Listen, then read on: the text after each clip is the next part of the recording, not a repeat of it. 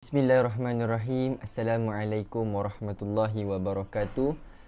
Nama saya Muhammad Danish Farhan bin Zaili. Saya merupakan pembentang utama dalam video kali ini dan saya juga mempunyai seorang lagi rakan sekumpulan dengan saya iaitu Muhammad Ashraf bin Ilyas.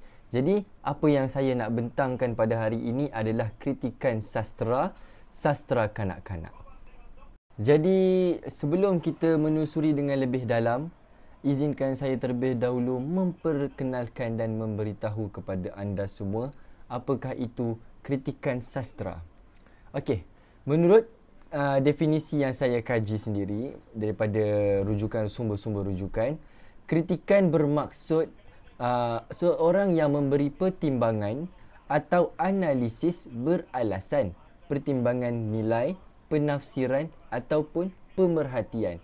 Di sini kita dapat lihat bahawa kritikan di sini menjuruskan kepada definisi bahawa seseorang menilai sesuatu perkara ataupun memberi satu penilaian terhadap sesuatu karya.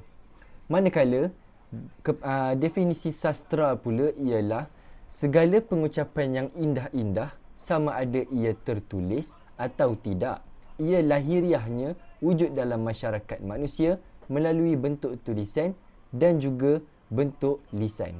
Jadi, berdasarkan definisi yang saya baca tadi, sastra ini kita boleh simpulkan bahawa ianya membawa maksud satu pengucapan ataupun penulisan yang berbunga-bunga. Apa yang dimaksudkan dengan berbunga-bunga? Iaitu satu pengucapan yang dilontarkan ataupun penulisan yang dihasilkan dalam bentuk yang indah, yang apabila kita bacanya itu sopannya ada dan juga pertuturannya yang sangat baik, tidak menggunakan kata-kata yang kesat. Itulah definisi sastra sesuai dengan bahasa Melayu kita ataupun orang Melayu kita sendiri yang tinggi dengan adab. Yang disebabkan itu juga sastra ini termasuk dalam perbincangan kita hari ini. Jadi tadi kita telah menelusuri maksud kritikan secara umumnya dan juga sastra secara umumnya. Jadi apa itu kritikan sastra pula? Kritikan sastra merupakan salah satu disiplin ilmu yang saintifik di mana ianya menumpukan penghayatan, penganalisian dan penilaian terhadap sesebuah karya. Seperti yang kita katakan tadi, jika kritikan itu adalah penilaian terhadap sesuatu perkara. Sastra pula merujuk kepada pengucapan ataupun bahasa-bahasa yang indah. Jadi kritikan sastra adalah penilaian terhadap sesuatu karya yang berbentuk pengucapan yang indah ataupun penulisan yang indah. Menurut Hashim Awang 1985 pula menerangkan bahawa kritikan sastra merupakan satu usaha dalam mempertimbangkan sesuatu karya dengan jujur dan sistematik. Jadi, kritikan sastra ini bukanlah dinilai melalui ataupun dinilai oleh pengkarya itu sendiri, akan tetapi ianya akan dinilai oleh orang luar ataupun kita panggil sebagai audien yang akan menilai sesuatu karya tersebut. Inilah yang digelarkan sebagai kritikan sastra. Sebagai contoh, kita melihat sesuatu karya ataupun cerita pendek dan kita menilai karya tersebut dan itulah yang dinamakan sebagai kritikan sastra. Jadi, seperti yang saya katakan sebentar tadi, kritikan sastra merujuk kepada sesuatu penghasilan karya ataupun penilaian terhadap sesuatu penghasilan karya. Jadi berdasarkan tajuk yang akan saya dan rakan perjuangan dengan saya ni bentang sebentar nanti, kita perlulah ada karyanya terlebih dahulu untuk dinilai, betul?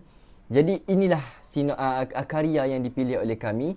Di dalam slide ini saya telah melampirkan satu sinopsis berdasarkan karya yang kami pilih yang bertajuk Sang Kancil dan Sang Gajah. Jadi kita lihat apakah sinopsis karya tersebut.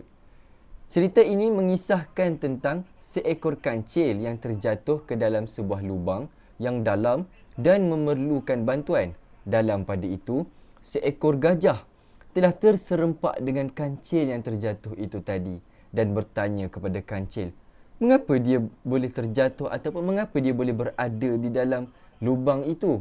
Kancil itu pun menggunakan helahnya dengan menipu gajah bahawa langit akan runtuh dan menyuruh gajah tersebut untuk cepat-cepat turun ke dalam lubang itu untuk menyelamatkan diri. Akan tetapi, kancil hanya menggunakan helah tersebut untuk menipu gajah kerana kita sedia maklum bahawa gajah itu berbadan yang besar. Jadi kancil menggunakan helah ini supaya gajah masuk ke dalam lubang dan kancil boleh memanjat badan gajah untuk melepaskan diri. Jadi itulah serba sedikit sinopsis daripada karya yang saya dan juga Ashraf pilih, iaitu Sang Kancil dan Sang Gajah. Assalamualaikum warahmatullahi wabarakatuh. Kita selepas Muhammad Farhan memberikan pencerahan tentang sedikit cerita ini, kita masuk pula kepada kritikan itu sendiri. Pertama sekali kita ada kritikan teguran. Apa itu kritikan teguran? Kritikan teguran merupakan kritikan yang bersifat memberi teguran dan peringatan secara ikhlas. Kiranya di dalam kritikan ini tiada paksaan ataupun penunjuk perasaan, semata-mata ikhlas daripada hati. Lepas tu ia lebih praktikal kerana pengkritik melaksanakan kajiannya dengan lebih berimbang dengan menyatakan keistimewaan, kekuatan teks berkenaan dan menunjukkan kekurangannya di mana-mana konsep. Berdasarkan cerita yang kami pilih, iaitu cerita Sang Kancil ni, berdasarkan kritikan teguran ialah yang pertama ialah Sang Kancil sepatutnya menggunakan kecerdikan dan kebijaksanaan beliau untuk mencari cara yang lebih jujur dan adil untuk menyelamatkan tanpa menipu sang gajah. Tindakan menipu tidak pantas ataupun walaupun dalam situasi yang genting. Kiranya benda ini pun tidak patut harus dilakukan dalam kehidupan seharian kita, walaupun dalam keadaan yang susah sekalipun kita haruslah bercakap jujur. Yang kedua iaitu sang gajah sepatutnya berfikir secara kritis dan tidak tergesa-gesa menerima informasi tanpa mempertimbangkan dengan baik. Ia seharusnya bertanya lebih lanjut atau memeriksa keadaan sebelum mengambil tindakan yang mungkin berisiko. Okey. Yang ketiga, cerita ini mempunyai pesanan moral yang penting tentang integriti, kejujuran dan pertimbangan yang matang sebelum membuat keputusan. Ini adalah nilai-nilai yang perlu ditanamkan dalam kehidupan sehari-hari untuk menghindari penipuan dan tindakan yang tidak bijak. Keempat, penting untuk memahami makna dan pesan yang terkandung dalam cerita-cerita seperti ini. Bagi mereka yang mungkin tidak memahami cerita, ini menunjukkan kepentingan membaca dan belajar untuk memahami pelajaran yang tersembunyi di balik cerita-cerita tersebut. Yang kelima iaitu nasihat akhir adalah pentingnya memberikan bantuan dengan bijaksana dan jujur serta menghargai bantuan yang diterima tanpa menyalahgunakannya. Ini adalah prinsip-prinsip yang penting dalam membangun hubungan yang baik dan saling percaya dalam masyarakat. Okey, baiklah. Kita pergi kepada kritikan yang kedua, iaitu kritikan penilaian. Kritikan penilaian terbahagi kepada dua konsep, iaitu konsep pertama ialah pengkritik yang melakukan kritikan penilaian, melihat adakah sebuah karya sastera itu bermutu ataupun sebaliknya ataupun tidak bermutu. Yang kedua iaitu konsep yang kedua, pengkritik haruslah bijaksana, adil, saksama dan dapat mengemukakan hujah yang konkret sebelum membuat justifikasi. Kiranya yang menilai sebuah karya tersebut haruslah seorang yang mempunyai ilmu dan bukanlah cara-cara orang yang boleh melakukan penilaian terhadap suatu karya. Kita tengok pada berdasarkan cerita yang saya pilih, kritikan yang boleh dikeluarkan ialah cerita ini menunjukkan kurangnya integriti dari sang kancil. Meskipun cerdik, tindakan menipu untuk menyelamatkan diri adalah tidak bermoral dan tidak patut ditiru. Hal ini menunjukkan kekurangan dalam karakter sang kancil sebagai contoh yang baik. Yang kedua, sang gajah juga dinilai kurang bijak kerana dengan mudahnya percaya kepada sang kancil tanpa mempertimbangkan situasi secara lebih cermat. Ini mengungkapkan kelemahan penilaian dan kepercayaan sang gajah terhadap informasi yang diterimanya. Yang ketiga, pengajaran yang disampaikan dalam cerita ini tentang pentingnya kejujuran, integriti dan pertimbangan yang matang sebelum bertindak. Ini menunjukkan betapa pentingnya karakter yang kuat dan kesedaran moral dalam menghadapi situasi yang sulit. Yang keempat, meskipun cerita ini sederhana, pesan moralnya taklah kuat dan relevan. Namun, penting bagi pembaca yang mungkin tidak memahami cerita ini untuk belajar dan memahami nilai-nilai yang terkandung dalamnya. Kesimpulannya, cerita ini bertindak sesuai dengan nilai-nilai moral dan menjaga integriti dalam semua situasi. Nasihat untuk membaca lebih banyak juga penting kerana membaca dapat membantu meningkatkan pemahaman tentang nilai-nilai moral dan mengasah keterampilan berfikiran kritis. Okey, yang kritikan yang ketiga kita boleh lihat iaitu kritikan saranan. Tengok sedikit tentang kritikan saranan ini. Saranan ini ialah saranan yang dikemukakan dapat dijadikan garis panduan kepada pengarang dalam menghasilkan karya yang bermutu dan menarik. Saranan melibatkan penilaian perkritik yang analifikasi dan kritis terhadap karya yang dikritik tanpa rasa berat sebelah, berpihak dan emosional. Bermakna teguran saranan ini juga bermakna anjuran atau sesuatu disarankan. Kritikan yang cenderung mengajukan sesuatu untuk perbaiki kekurangan atau memantapkan unsur-unsur yang membina sebuah karya. Kritikan mengandungi pelbagai saranan yang dijulurkan kepada pengarang dalam meningkatkan mutu karya sastera. Okey, berdasarkan cerita yang saya pilih, itu lebih kurang saja seperti kritikan teguran, kerana teguran dan saranan mempunyai makna yang lebih kurang serupa. Kita tengok sang kancil seharusnya menggunakan kecerdasan untuk mencari solusi yang lebih baik tanpa melibatkan penipuan. Lebih kurang saja.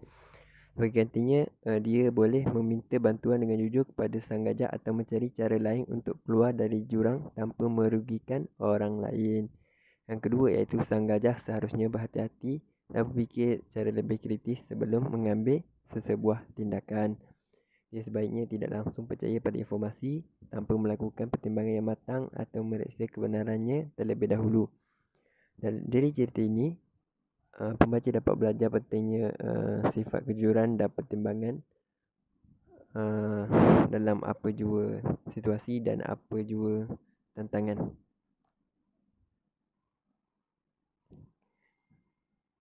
Dalam kritikan ini boleh disimpulkan bahawa penting bagi kita semua untuk membantu orang lain sesuai dengan kemampuan kita. Tapi juga penting untuk tidak menyalah gunakan bantuan yang diberikan oleh orang lain. Integriti dan kejujuran haruslah menjadi pedoman dalam segala tindakan kita. Pada kritikan yang keempat iaitu kritikan sanjungan. Kritikan sanjungan adalah kritikan yang dilakukan dengan memberikan pujian atau penghargaan terhadap suatu karya atau tindakan sambil tetap memberikan evaluasi yang konstruktif. Ini berarti bahawa meskipun ada ujian yang diberikan, kritikan juga disediakan untuk memberikan umpanan balik yang berguna untuk perbaikan atau pengembangan yang lebih lanjut. Okey, berdasarkan cerita yang saya pilih, iaitu cerita Sang Kancil, kritikan sanjungan yang saya kaji ialah kritikan sanjungan terhadap cerita ini adalah bahawa cerita ini menggunakan narasi yang sederhana namun efektif untuk menyampaikan pesan moral. Penggunaan haiwan sebagai karakter memudahkan pembaca untuk memahami pesanan-pesanan yang kompleks dengan cara yang senang dan mudah untuk difahami. Selain itu, penggambaran Sang Kancil sebagai karakter yang cerdik dapat menambahkan dimensi kecerdasan dan kepandaian yang menarik bagi pembaca. Ini adalah contoh yang bagus bagaimana cerita anak-anak boleh menghibur sambil juga memberikan pembelajaran moral yang penting terhadap kanak-kanak tersebut. Sebagai rumusannya, kita boleh lihat janganlah menjadi seperti Sang Kancil seperti dalam cerita ini, kerana walaupun Sang Kancil cerdik tetapi ia tidak baik hati kerana telah menipu sang gajah untuk menyelamatkan diri. Iaitu yang kedua, janganlah juga menjadi seperti gajah kerana walaupun sang gajah baik hati tetapi ia tidak berfikir dengan panjang dan sangat mudah ditipu. Walaupun cerita ini agak ringkas, tapi ia mempunyai banyak unsur yang tersirat. Untunglah bagi sesiapa yang memahami maksud cerita ini. Bagaimana pula bagi mereka yang tidak memahami cerita ini? Banyakkanlah membaca buku. Kesimpulan daripada cerita ini, kita boleh lihat bahawa nasihat saya kepada pembaca di luar sana, jika kita hendak membantu seseorang, ia haruslah mengikut kemampuan kita dan janganlah kita mengambil kesempatan dengan membuat jahat kepada mereka yang mau bantu kita. Itu saja daripada kumpulan kami. Sekian, terima kasih.